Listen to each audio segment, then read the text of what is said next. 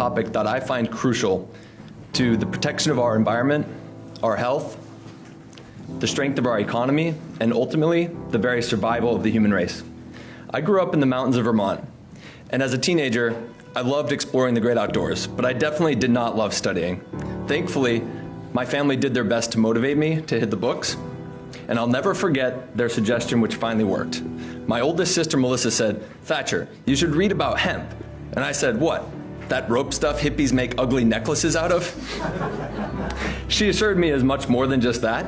So when I came across the book titled The Emperor Wears No Clothes by Jack Herrera, which is widely considered the hemp Bible, and noticed on the back cover a $100,000 challenge, I quickly got motivated to research this crazy hemp stuff.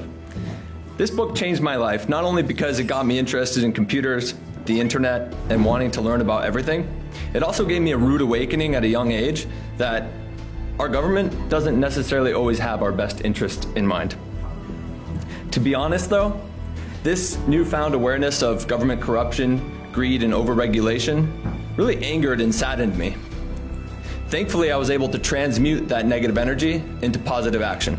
And in my early 20s, I was a founding member of the Vermont Biofuels Association and started a software company for real estate called AlphaLinks and a clean energy company called 2Renew, with the ultimate goal that one day we would be able to sustainably produce biofuels in Vermont with Vermont-grown hemp. Although we had some successes, unfortunately we were unsuccessful in creating a biofuel or a hemp industry in Vermont at the time because growing hemp was and still is federally illegal. This experience really changed my life. It got me dedicated to the awareness and education and deregulation of cannabis because it's not a drug. It's a valuable, conservative, renewable natural resource with thousands of sustainable industrial and domestic applications. And a rich history with evidence of use dating all the way back to 25,000 BC. Our country was even founded on hemp. George Washington grew hemp. Our Constitution is written on hemp paper. The War of 1812 was actually fought over Russian hemp supplies. And at one point you could even pay your taxes with hemp, really. I could go on, but you get the point. Thankfully, after 81 years of unconstitutional, criminal prohibition, our lawmakers are finally starting to see a green light at the end of the tunnel. Just this year, Mitch McConnell, Senate Majority Leader from Kentucky, championed, helped write, and introduced the Hemp Farming Act of 2018. It's actually part of the now passed 2018 Farm Bill, which is waiting for the president's signature. This will legalize industrial hemp, including all products from hemp, including non-psychoactive cannabinoids like CBD, cannabidiol, which is incredibly healing and incredibly important. And this will open up a green rush wave 100 times the size of the first green rush wave of recreational and medical cannabis. Prior to Prohibition, cannabis was a staple of our diet and our medicine cabinets, for good reason.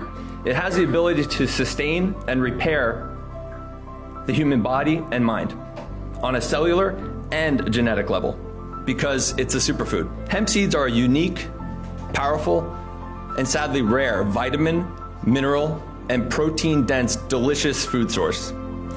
In fact, they're the only environmentally sustainable protein on the planet, other than crickets. And who wants to eat crickets? I tried it once, don't bother. Plus, hemp seeds are far more nutritious than crickets anyway. It's the most digestible form of protein on the planet because it's the same chemical structure as our blood. And it has the perfect 3-to-1 omega-6 to omega-3 essential fatty acid ratio.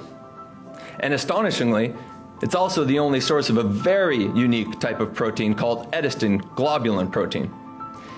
This happens to be the backbone of our DNA and a building block of our immune system antibodies, our hormones, our enzymes, and our blood hemoglobin. It's fascinatingly healing and healthy.